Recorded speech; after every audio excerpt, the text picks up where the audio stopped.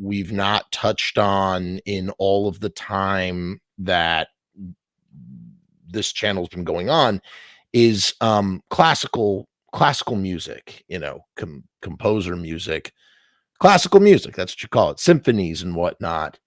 The legends, the greats, the guys who were making music at a time where frankly it was a lot harder to make music than it is now.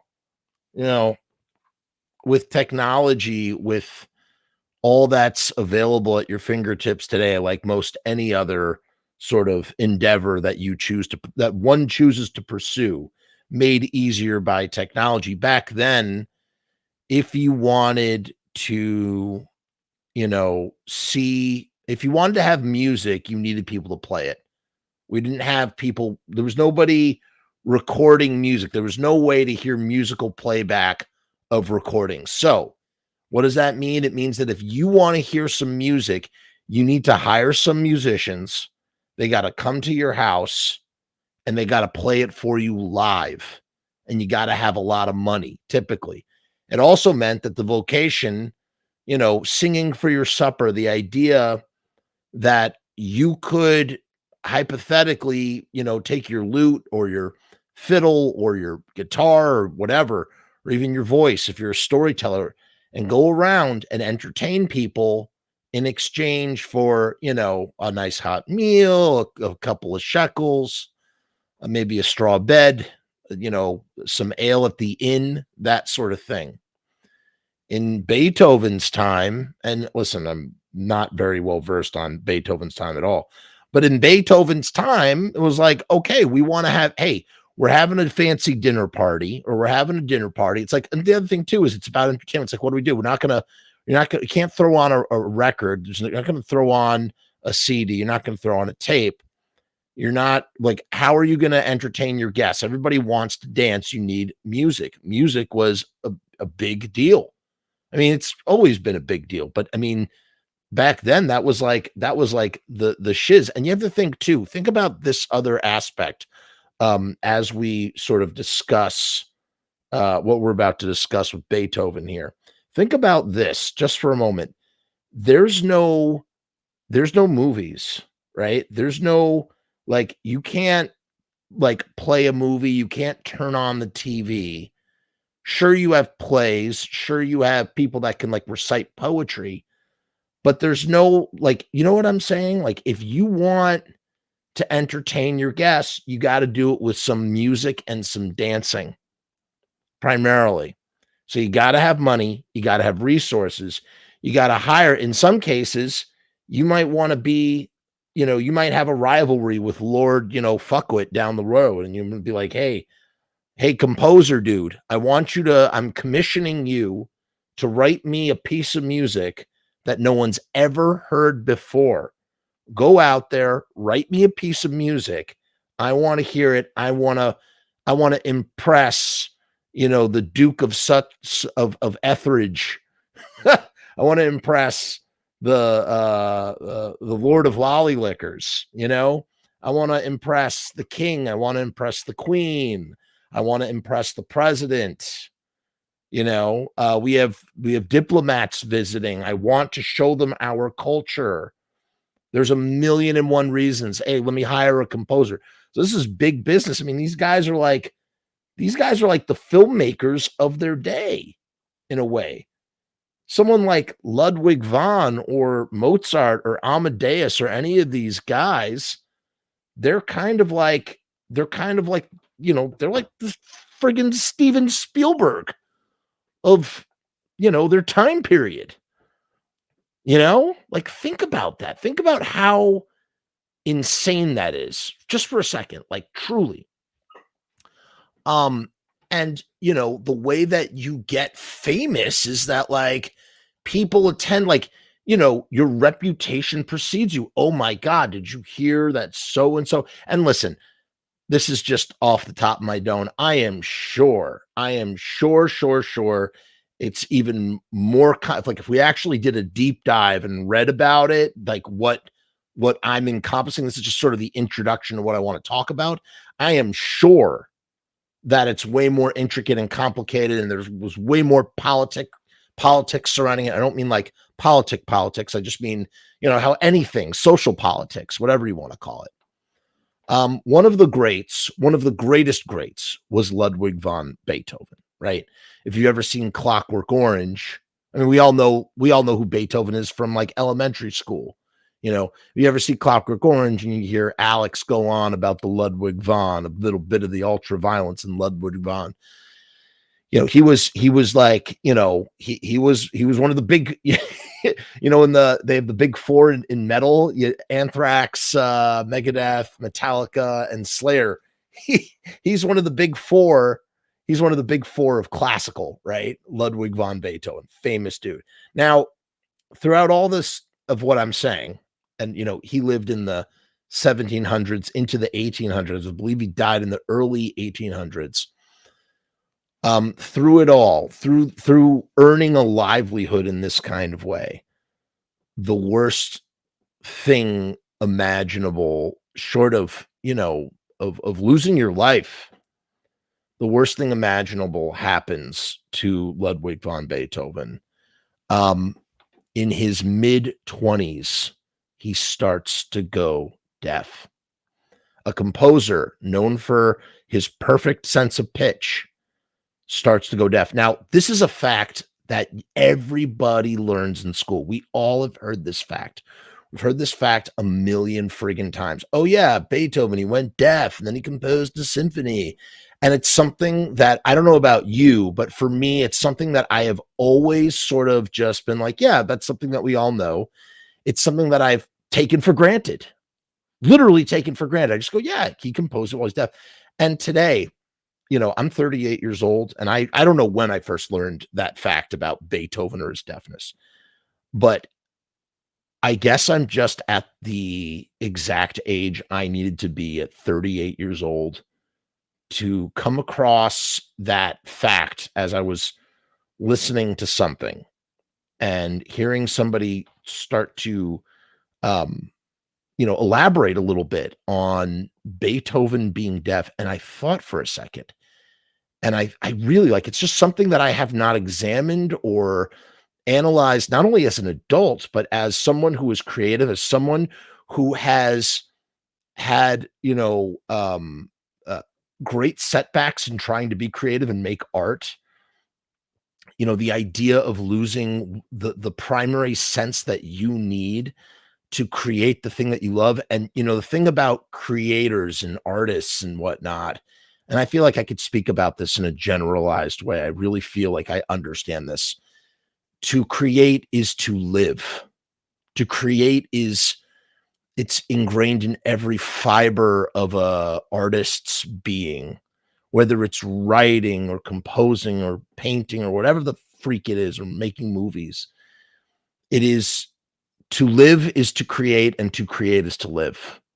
And the idea of losing a sense, and not just that, but something that your whole reputation is predicated on, something that,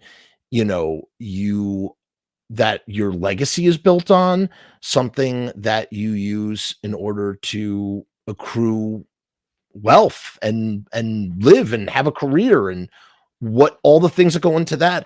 And then imagine too, imagine having a family and them depending on you for you to do the talented thing. And that's the other thing too, we craft identities in life. Some of them are forced upon us, and some of them are ones that we cultivate for ourselves, but we craft identities and we sort of create mythologies about ourselves and who we are and what we are. You see it all at, like, TikTok is a kind of a great example of that, because you see people on TikTok, like, their personality is a thing that they are like, oh, I am, half this and half that, and this is my personality. Or, oh, we're a couple with a weird story, and this is our entire TikTok is about this one thing. It's like and that's not to say that those people are reduced down to that sole trait, but when we outwardly socially connect with other people, we craft these stories, these ideas, these concepts about ourselves, and that's what we offer in trying to form connection and trying to make people understand us, because it's very hard to understand a person on their complete spectrum of a person, because people are composed of many different aspects and things, but we pick one. For me, I'm a filmmaker. Am I just a filmmaker? No, I'm so much more than that. There's a whole book about me of who and what I am.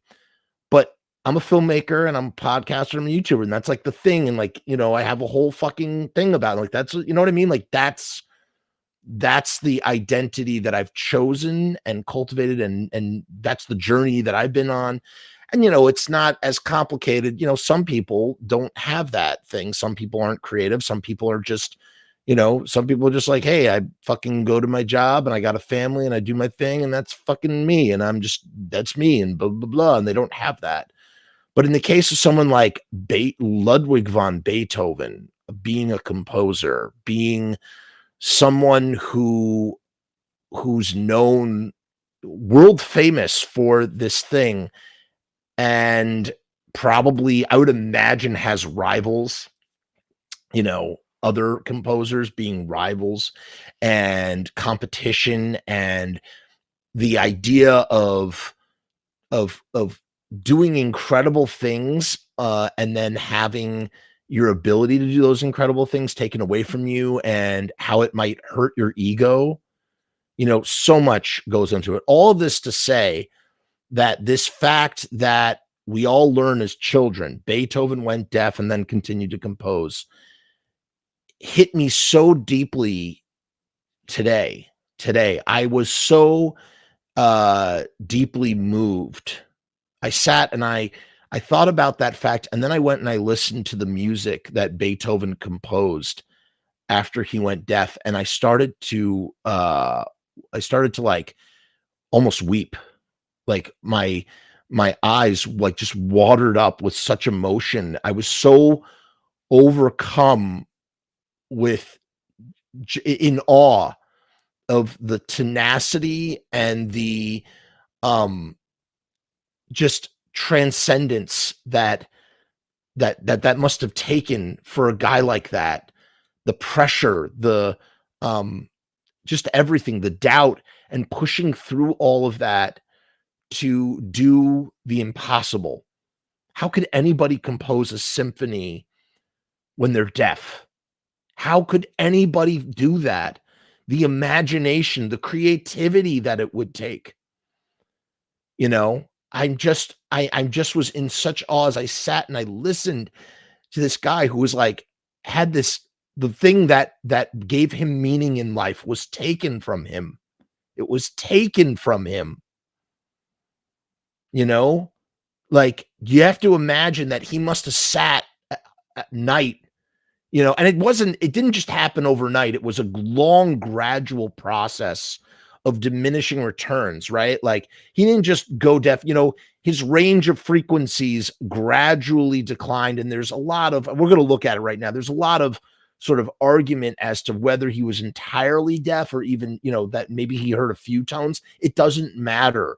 The notion of composing anything, whether he did it in a vacuum or whether he did it with the lowest of frequencies. And the idea too, that maybe that if he had had tinnitus on top of losing those frequencies, the thought of being able to focus your mind and concentrate in a way that would allow you to just push through, and to think, did Ludwig van Beethoven have doubt? Did he doubt himself? Did he go, I can't do this? What if it doesn't sound that good? What if what I create in my mind doesn't sound good enough? What if everybody says it sucks compared to the shit that I was doing when, like, when I could hear, and he kept it a secret, people didn't know. I mean, God, could you imagine if that secret got out? He must have, the weight of having to live with that. I guess today I thought about all these things and I just had such a deep sense of compassion and empathy for this legend. And I just thought in my head, like, fuck, that dude never gave up. How many people would have rolled over and fucking died? They would have fucking died to lose that kind of sense of purpose, and that he was like, no, fuck that. I'm going to keep going. And not only that, I'm going to do it even harder. And he did, and he changed. He evolved. The guy evolved. The guy's hearing, he couldn't hear anymore. It changed the way that he composed. Suddenly, he was no longer trapped in a box, but he was thinking outside of it. Something that he never could have done if he was able to hear. So in losing this gift, in losing his ability, he was able to go even fucking higher, like ascend to a different level. Let's take a look at Ludwig van Beethoven's deafness and how he composed and what he did, because I am in such awe. I'm so overwhelmed now thinking about this. I mean, imagine losing your hearing. Imagine overcoming everything I just said, all of that doubt, all of that stuff, and somehow figuring out I can still fucking do it. God, that shit gets me so. I just want to take my fist and put it through a fucking wall. That's how like pumped I am thinking about Ludwig van Beethoven on a Saturday night at fucking 10:38 p.m. Hey, Frizzy, thank you so much for the contribution. He says hippo character spins around. Oh, that's just the thank you, Frizzy, for the support. Axel says, you think Beethoven was focused more on the vibrations from his music rather than how it sounds? Well, we're going to talk about that in a second. Frizzy also says, Ludwig van Beethoven, Joey Ramone, and Brian Wilson. Who else do you need? Could not agree more. I mean, well, how about Paul McCartney and John Lennon? There's a couple. And we have the infamous, legendary Sam Scamacey is here, and he says, I'm really loving this topic, Jeff. Beethoven's piano sonatas were my first introduction to classical music. All right, let's take a look now at a deeper, more in-depth look at this. But before we do, I think we need to talk about Riot stickers. And to do that, we're going to go to the pre-recorded video that I pre-recorded for this situation. And we'll be right back with more Ludwig van Beethoven. Ooh, ooh, we've got a new sticker deal at Riot Stickers. That's right, folks. We are starting a brand new promotion here at riotstickers.com, and it is for die cut stickers. What exactly is die cut? What does it mean? It's time for Sticker Science 101. Basically, you got your regular stickers, right? But we introduce a new element with the die cut sticker. Basically, what you do with a computer-guided scalpel. That's right, computer-guided scalpels. Isn't that a great band name, computer-guided scalpel? I love it. You can cut the exact shape of whatever your design is. So whatever you got going on, whatever its borders are, there's no borders, there's no limitations. You take your computer-guided scalpel and you just cut around the edge and you get, voila, a die-cut sticker. So in addition to the UV coating that protects from the sun, in addition to being printed on vinyl, which makes them weatherproof and waterproof, you can now have the exact shape that you want. Well, you always could, but you couldn't for a price like this. For $69, you can get 200 die-cut stickers. There are some people out there who are die-cut fanatics. They need die-cut stickers in their lives. You are not going to find a better deal than this. Now, there's only one place you're going to find this incredible die-cut sticker deal for $69. 200 stickers for $69. And that's if you go to the link down in the description. You go to riotstickers.com/Frumess. That's riotstickers.com/Frumess.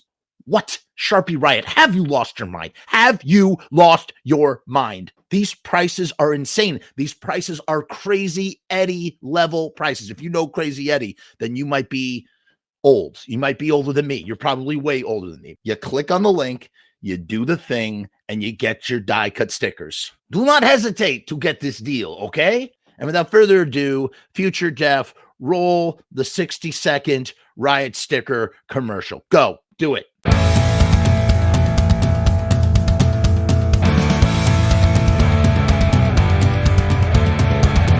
We make stickers, banners, and buttons too, posters and promo cards. There's nothing we can't print for you. From stage backdrops to bass drum heads, we can print on shirts, we can print on hats, we can print on pants. Cheap prices and high quality, quick turnaround times and free shipping. We also offer free artwork support, great customer service, and so much more. RiotStickers.com, Riot Stickers, we are the bomb. RiotStickers.com, Riot Stickers, we are the bomb. RiotStickers.com, Riot Stickers, we are the bomb. RiotStickers.com, Riot Stickers, we are the bomb. And that's a promise. That's a promise. Okay, welcome back. We are talking about something that we don't normally talk about on the show. We're talking about classical music. Particularly, we're talking about Ludwig van Beethoven. And now what we're going to take a look at, more details about how he went deaf, how that all happened. Because again, it's always like this. This is what you hear. Oh, he went deaf and then he composed music. So how did that happen? This is from Soundly. It's from August 2nd, 2023. It was written by Amy Sarau, and she's an audiologist. I want to say that's audiologist. Is a practicing clinical audiologist and serves as an audiology lead and then a CCC-A. I don't know what that means. Soundly conducts in-depth research to guide prospective hearing aid wearers. This is actually a hearing aid website, but I mean, it makes sense to talk about someone like Beethoven. I mean, man, you would imagine how important of a figure he is in that sort of realm and community and whatnot. As a music major in college, I remember that a significant part of my musical history class was devoted to Beethoven's work. A few years back, I had the chance to visit his house in Bonn, Germany. I was fascinated to see the space where he spent his early life. Looking back now with my audiologist lens, I can't help but wonder about his hearing loss and how it affected his life and career. Beethoven is known for being one of the most famous musicians to have suffered from hearing loss. But what do we actually know about it? Join me as we explore everything we know and don't know about Beethoven's deafness. I love that they say it's everything that we know and it's everything that we don't know. And again, lots of people lose their hearing and they still manage. I mean, look at Brian Johnson from AC/DC. Dude is super deaf and he's still out there doing his thing. But the big difference is with today, with the same obstacle with today's technology, it's easier to negotiate. The idea that this happened to Beethoven when it did in the 1700s, 1800s, and the idea that late 1700s, early 1800s, the idea that he found a way to transcend that. I'm getting a little verklempt just thinking about it. Like, it makes me feel so emotional. And, I know that there are movies about Beethoven's life, but I feel like let fucking Daniel Day-Lewis, get put on a white wig and go to work as fucking, have him do some My Left Foot shit with Beethoven. That's what I want to see. Here's what we know. So this is what we know. And obviously, how do we know some of this stuff? Papers. There's lots of papers. There's correspondences. There's things. Beethoven's hearing loss began when he was about 28 years old. 28 years old is when he started to go deaf. For over a decade after that, the composer gradually lost his hearing. So by the time he was my age, that's when he pushed in. By the time he was in his 40s, Beethoven was completely deaf. Okay, so this article claims he was completely deaf. I know elsewhere it's speculated that maybe he wasn't completely deaf, but for the sake of argument, listen, she's the audiologist. What do I friggin' know? I'm just a friggin' guy talking on the internet.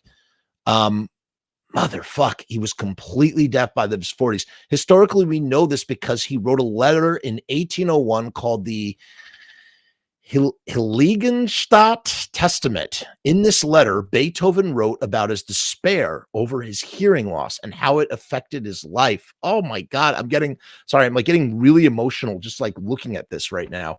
Unable to communicate verbally, Beethoven relied on writing notes to connect with his friends. I mean, his whole world was shut off from him. I mean, I don't know what, he lost the ability to speak. He couldn't fucking speak. And to sit, there's, some people, they like when tragedy strikes them, they fucking, they curse God and they give up and they keel over and they just blame everything and they just fucking, they're angry. And listen, that is so valid. Like, I am so not judgmental of that perspective because, again, like, I couldn't imagine, knock on wood, being in that situation, how I would feel or act. I do not judge. But the idea of, like, sorry, I'm getting like emotional just thinking about it. Like, the idea of like of just being like grinding your fucking foot into the floor and facing it head on and just like doing the thing that you did anyway. I just can't fathom it. After the premiere of one of Beethoven's most significant works, his Ninth Symphony received thunderous applause. Beethoven only noticed when he turned around to see the audience applauding. So here's a guy who wrote the Ninth Symphony. Have you ever listened to the Ninth Symphony? I mean, go listen to it. You can find a million versions of it. It's public domain. It gets covered a lot. The idea that you're sitting and you don't know how it's being received. How are people going to receive my music? I can't even hear it. And the idea that he had to, I mean, that's a scene straight out of a fucking movie, right? That's at the fucking climax of the fucking movie. Beethoven has transcended this, this obstacle, this disability, whatever you want to call it, turns around to fucking thunderous applause that he can't hear, but he can see it. Can you imagine the fucking validation, the fucking inner love and peace that one must feel to have fucking to fucking face that head on and do it? Oh, it just gets me so fucking pumped. It makes me want to just like freaking, I don't know, just freaking rip a phone book in half. What we don't know. So here's what we don't know.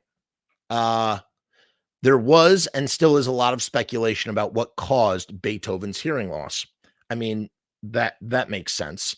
As with most medical conditions, there can be influences from genetic and environmental factors. Unfortunately, at the time of his death, medicine was not as advanced as it is today. And there are limitations to what we can learn or understand about what led to Beethoven's hearing loss. It's amazing how things get lost to time in history simply, for these reasons.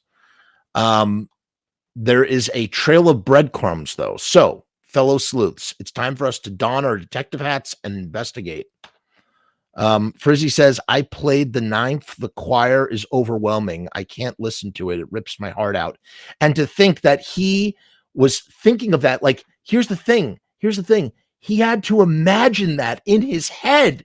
He had to imagine that. He couldn't hear it. He couldn't sit there with his ear. He couldn't let his ear, if whatever you're doing, whether you're drawing and you're relying on your eye, or if you're playing music and you're listening to your ear, you rely on these senses to tell you if you're going in the right direction or not. And he had to use his creative intuition. He had to use a creative intuition to go fucking beyond that, right? To go beyond that, to punch fucking through and find a way to fucking do it. Oh God, Beethoven. Sorry. God damn. We know that Beethoven spent a lot of time around music during his life. He played the viola, the violin, piano, and organ. Each instrument can produce enough volume to damage hearing, especially over time. However, noise-induced hearing loss does not typically result in complete deafness. Instead, more typically results in a noise, notch, or high-frequency hearing loss. So, for instance, and off the top of my dome. So basically, human beings, we hear in a spectrum of frequencies. I don't remember what they exactly are. You can go Google them and look them up. As you get older, the shelf for higher frequencies gets lower. So we start to hear less of those higher frequencies as we age. But for someone who's deaf, it goes from, if you do post-production sound, if you do any kind of musical production, you know that when you have filters, when you have this or you have that, what you could do is you could turn the high pass filters on or low pass filters on, and you can cut out certain frequencies. And if you do that, if you use a dial and you do that, you can almost simulate what it must be like to gradually lose frequency hearing, right? Like what they're talking about here. For example, patients with high frequency hearing loss can often hear someone talking, but speech lacks clarity. This hearing loss differs from the complete deafness that Beethoven experienced at age 44. There's also evidence that he suffered from lead poisoning, which could have contributed to his hearing loss. Lead is a toxin known to cause progressive hearing loss, among other symptoms. Beethoven did drink alcohol heavily, as evidenced by cirrhosis of his liver noted in his autopsy. Okay, if you have cirrhosis, that's some serious heavy drinking right there. What's up, Jody Ramon? How are you? Congratulations on getting the books. What's up, Whizbang? Thank you for joining us. Thank you for the skulls as well. Please leave me some skulls. I need your skulls. I want to hang them on my wall. It's very important to me. The corpses all hang headless and limp, bodies with no surprises as the blood drains down like devil's rain. We're going to bathe tonight. Very important thing to do. Minister, thank you for some skulls. Really appreciate it. Skulls, they're like vitamins, okay? Make sure you subscribe to like this video, leave a comment, all that good stuff. So cirrhosis, that's a big friggin' that's a fucker right there. Could this have been the culprit? If not the leading cause, it certainly could have contributed. Still, other theories remained regarding what caused his hearing loss. For example, some believe that head trauma from falls contributed to his hearing loss. However, a labyrinthine concussion, a labyrinthine, never heard that word. I know what labyrinth is. Maze-like. Interesting. I just looked it up. A maze-like winding, twisting, serpentine, meandering. So a labyrinth, I can't say that. I can't pronounce that.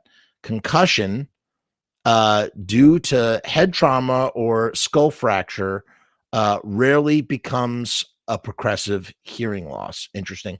In my experience, most patients with this type of hearing loss, for example, head injury following a car accident, TBI, a fall, etc., experience a sudden change in hearing rather than progressive hearing loss. So because it was progressive, that they could rule that out.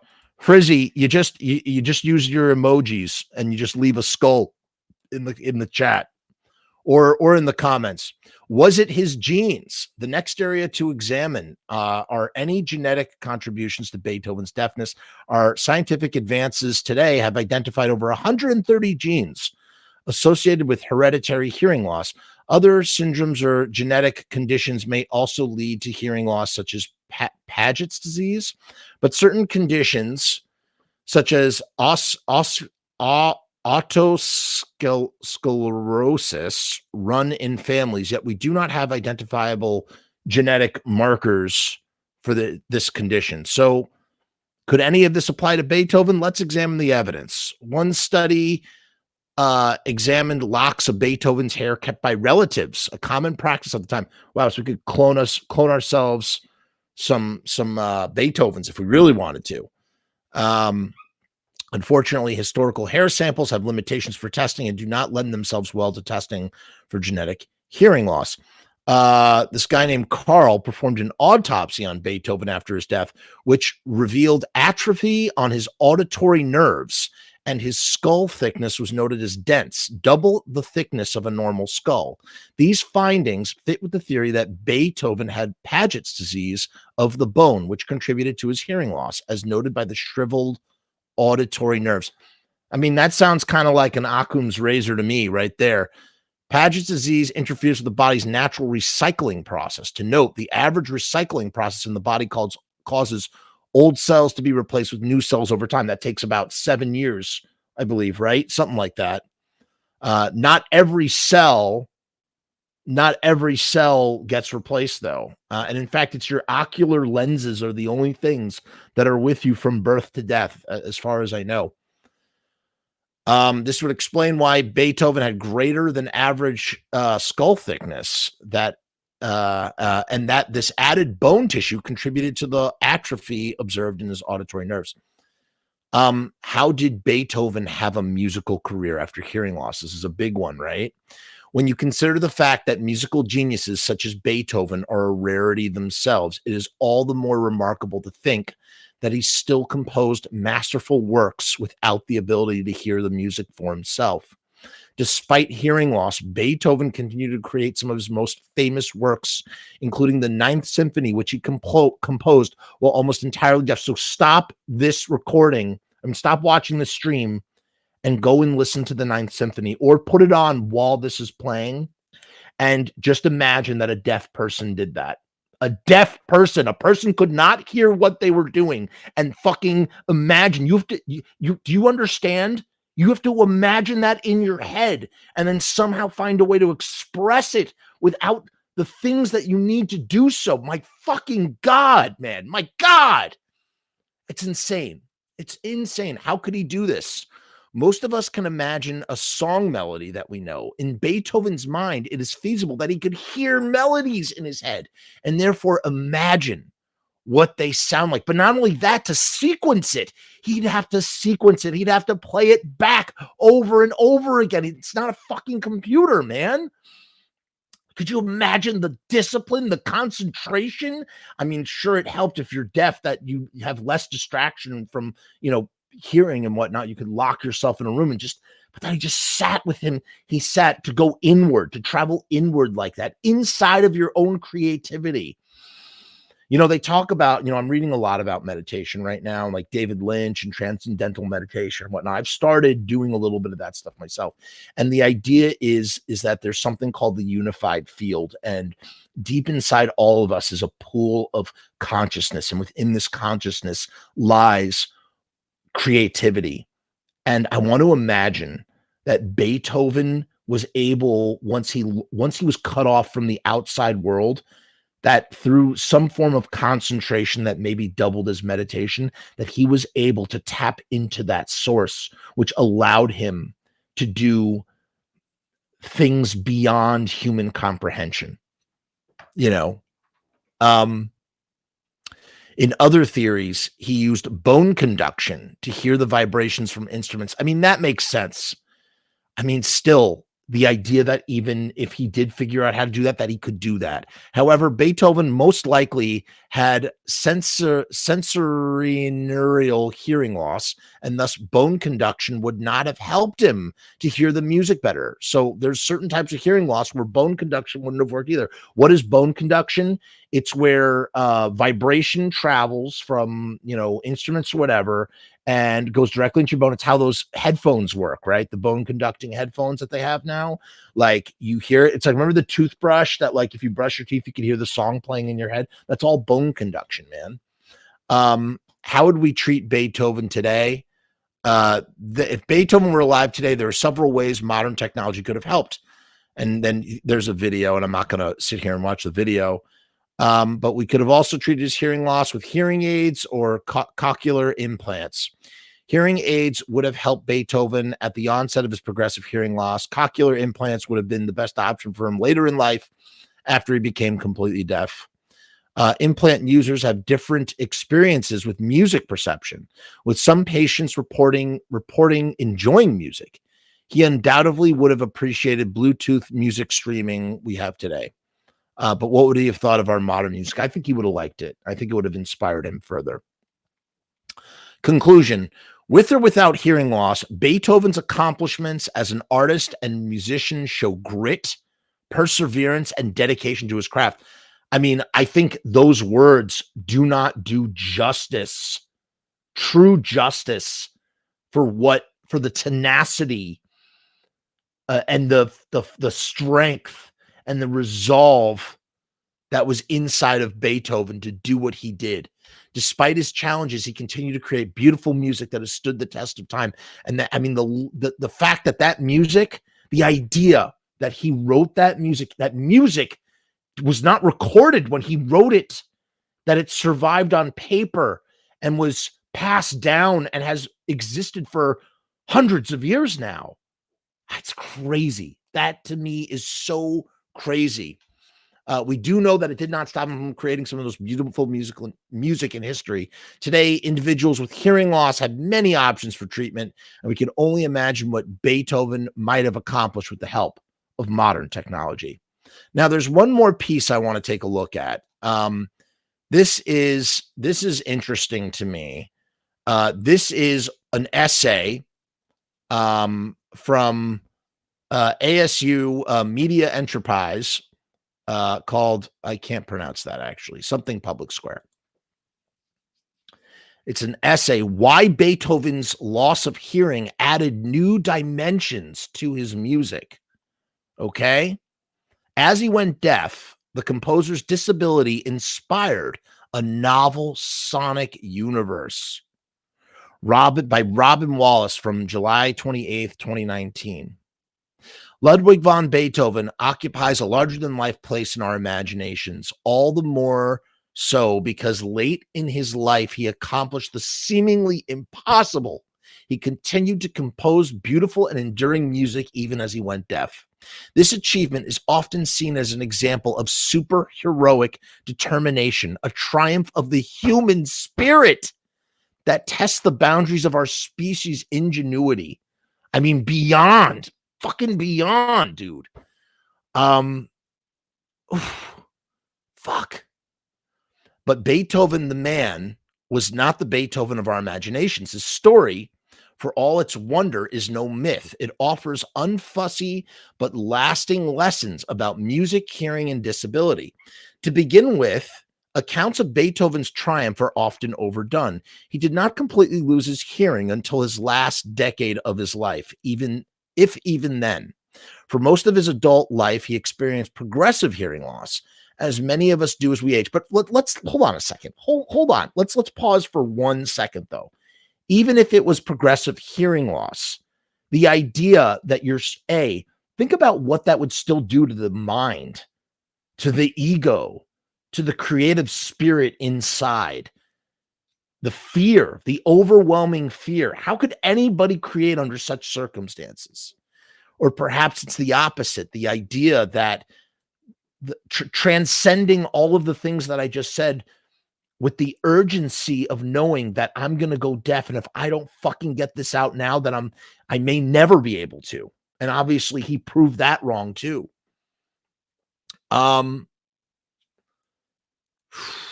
For most of his adult, we already read that. When he wrote the Fifth Symphony, his most recognizable work, he could hear well enough to correct mistakes in the performance. And Beethoven wasn't a supercrip, the term for a person who responds to a disability in ways that inspire others, but also set unreasonable expectations. That's interesting. I have never heard that term before. Now we got to look that up real quick. Does it tell us about reevaluating the supercrip? A supercrip, at the very word, disability studies scholars sharpen their critical claws to rip to shreds, which has now become quite an infamous figure. While the term supercrip has much currency and recognition in the field, it has taken on an assumed meaning that is not beneficial to rigorous disability studies scholarship. Calling a representation a supercrip narrative, you know what? I need a simpler definition. This is not helpful. I'm sorry to say. Let's see if we can look that up. Here. Supercrip can be defined as a stereotype narrative displaying the plot of someone who has to fight against his or her impairment in order to overcome it and achieve unlikely quote-unquote success. While uncritically interpreted, this type of narrative can be regarded as positive, contesting dominant views regarding disability. I guess it's the idea of like, that most people who do get disabilities or do inherit those things are not able to transcend them in ways that other people do.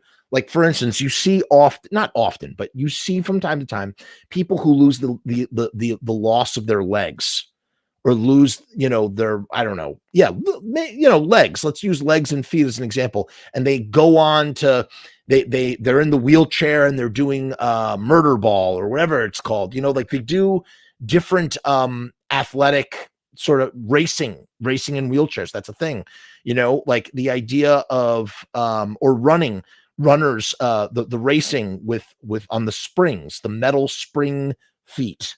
They're like these weird reverse boomerangs that people run on, and you get like really good bounce, and allows you to run faster than you could if you had, your actual intact biological legs. I guess it's kind of like, I guess it's another word for outlier, maybe, would be an easier way to describe it.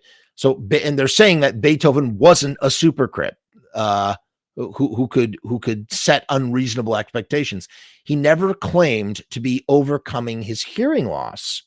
Indeed, he accepted it and adapted to it, and this left recognizable marks on his music. Interesting. So here's a piece of, this is a manuscript of Beethoven's manuscript of the piano sonata.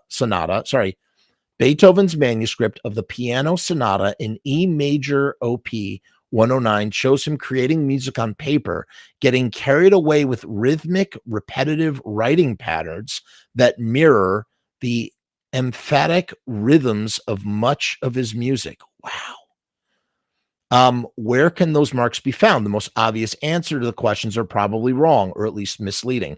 Beethoven wrote a lot of loud music, but for someone with hearing loss, loud music is not necessarily better. Indeed, loud music can be painful to failing ears.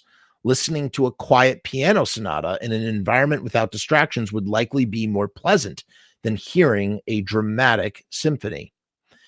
Instead, looking for his use of repeating phrases. Repetition is particularly important to someone who is unable to absorb everything on first hearing.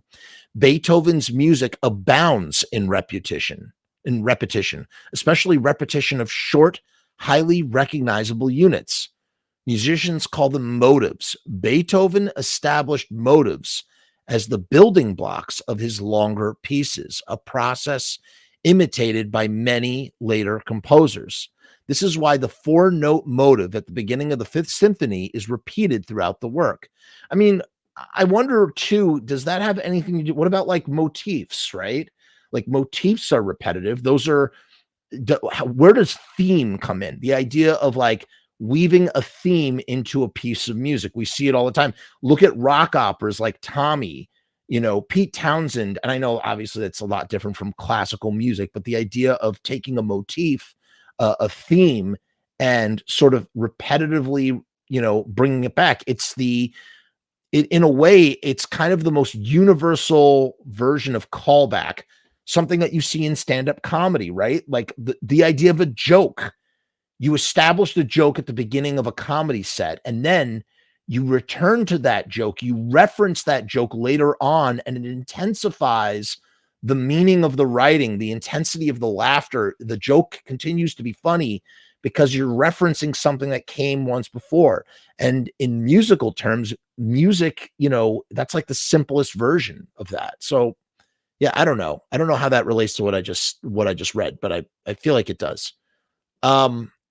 When he wrote this music, Beethoven needed to augment his perception of oral cues. Augment his perception of oral cues. Look up oral. Oral is related to the ear. Got it. Okay. Much as a person with progressive hearing loss might augment their understanding of speech by beginning to read lips, even if they're not conscious they're doing so. Hold on. I need to marinate on this paragraph one more time. This is why the 4-note motive at the beginning of the Fifth Symphony is repeated throughout the work. When he wrote this music, Beethoven needed to augment his perception of oral cues. So maybe it's like if he knows what something sounds like, he knows what the 4-note motive is. So he can recall, he can return to it, which makes it easier to build upon. It's almost like a support structure to build on top of, I would imagine, right? He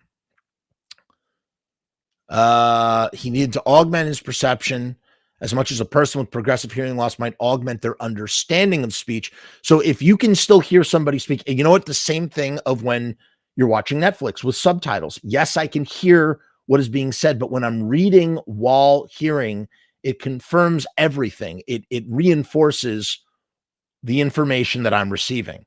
Another sign can be found in his pianos, which changed over Beethoven's lifetime.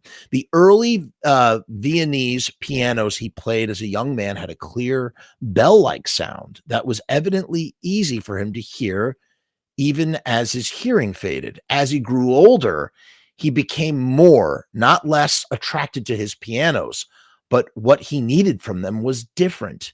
The English Broadwood piano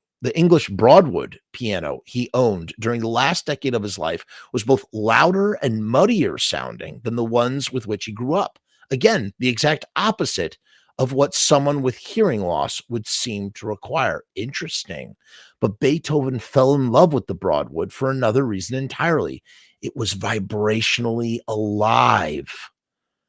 The soundboard, which amplifies the vibrations produced by the strings, was connected directly to the body of the instrument, conveying those vibrations back to the keys and even to the floor beneath the instrument. Thus, though he was increasingly deaf, Beethoven began to feel sound in an entirely new way. He fucking figured out how to fucking hear. As his sound was leaving him, he rewired his fucking brain so that he could fucking do it, man. It's like the idea that, you always hear about like people who go blind and their other senses come to life. Fuck, man. His final string quartets, actual products of his death, have a reputation for a kind of profundity. Let's look up that word, profundity, which is a deep insight, great depth of knowledge, for a kind of profundity that few non-musicians could describe in words. There is no easy triumph or memorable musical tidbit to be found in them, but they contain a novel sonic universe that seems all the more remarkable when we know that they were written by a man who could not hear. Late in his life, Beethoven commissioned the creation of a very specially designed resonator. And resonator, like, think about, like, before you had circuitry that could do reverb. If you wanted to get reverb, you needed to send sound to a very large room with certain, sound reflections that would bounce the sound in a way that would create the reverb, right? That's what's known as a resonator. So he had a very specifically designed resonator that would be placed over his piano to magnify both sound and vibration. He didn't let these things stop him. Recently, researchers recreated the resonator. The results can be heard on a new recording of his last 3 sonatas made by forte pianist Tom Paget. Here, I'm going to put the link. If anybody wants to listen to those, they're going to put them in the chat for you. There you go. Click on that if you want to hear what that is. The preparations for Tom's recording made it clear just how important touch had become in Beethoven's experience of music in his last years. So the idea that his sense of touch now took priority. The piano music he wrote at this time incorporated powerful repeated chords, new ways of resolving harmonies, and carefully synchronized passages in which 2 hands combine to set the frame of the instrument vibrating from top to bottom. So in order to be able to know what he was doing, he had to reinvent a new technique for himself. And in turn, that informed the music that he was making. Beethoven also used his eyes to create music. It has been said that both Mozart and Beethoven would compose an entire piece of music in their heads before writing it down. Can you fucking imagine that? Imagine coming up with something like that. Like, I know I sound angry. I'm not. I'm passionate. I'm fucking like my fucking nerves are on fire thinking about the idea of sitting and trying. I mean, I've done, I consider myself a pretty creative person, I can visualize things, I can imagine things, I have a pretty good imagination. But the idea of writing music in my head and then playing it back and remembering where the notes go and maybe trying to visualize it all. How could anybody fucking do that? These guys, these fucking outliers, man. And to think that their brains work that way too because of the technology. They didn't have computers. They didn't have tape recorders. There was so much that they didn't have. So in order to be able to do that, in order to be able to use computer technology, they had to turn their brains into computers. Their brains were the fucking computers, man. Fuck, that's insane. Scholars have known for decades that neither composer ever claimed to have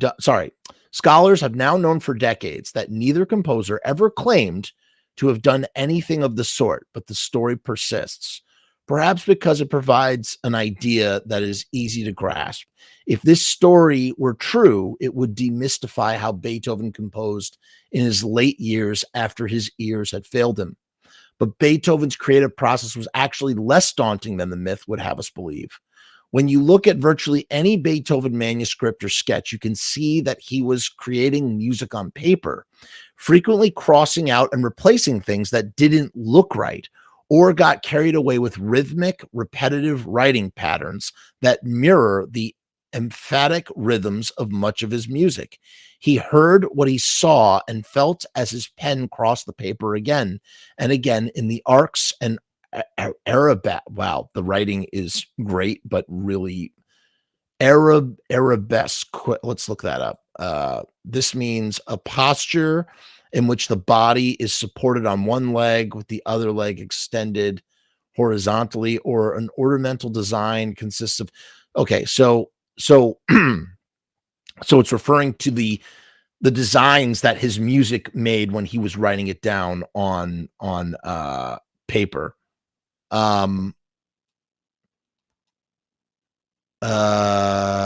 Shit. He heard what he saw and he felt as his pen crossed the paper again and again in the arcs. That was just musical creativity.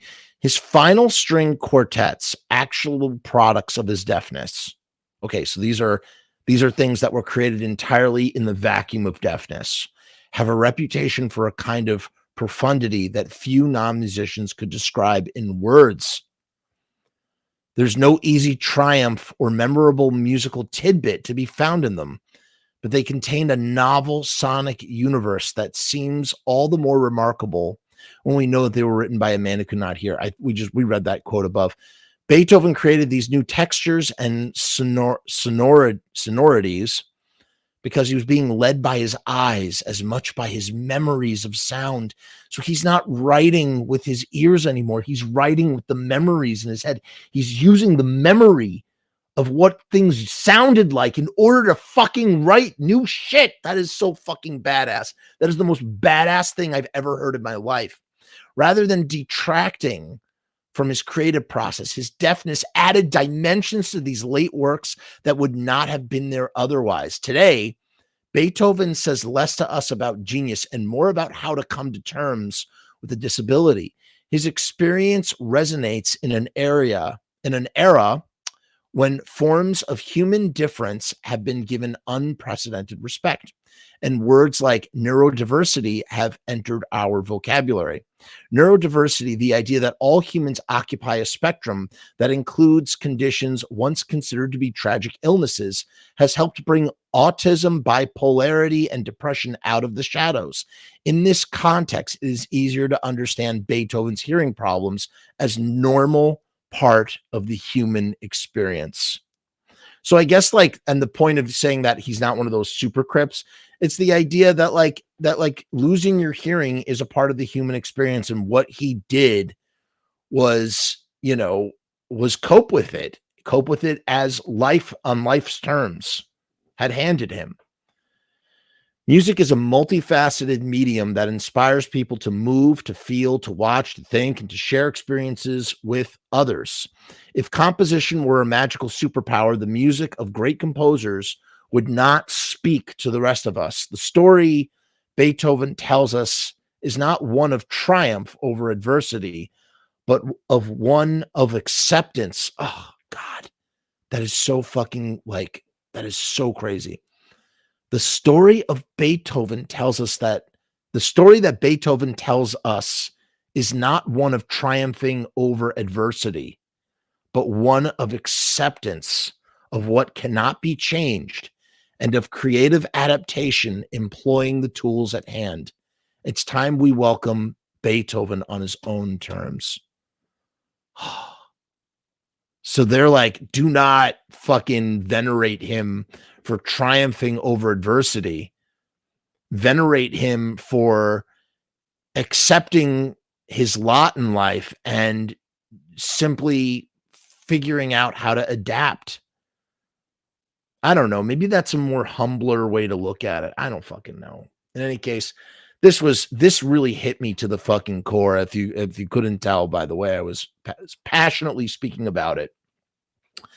And yeah, I don't know. What do you think out there? Like, is this giving you new sort of reverence for Beethoven?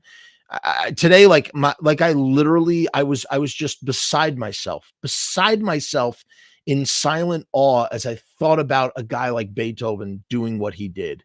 Just blows my mind. Thank you for joining me on tonight's show. It's late. I gotta go to bed.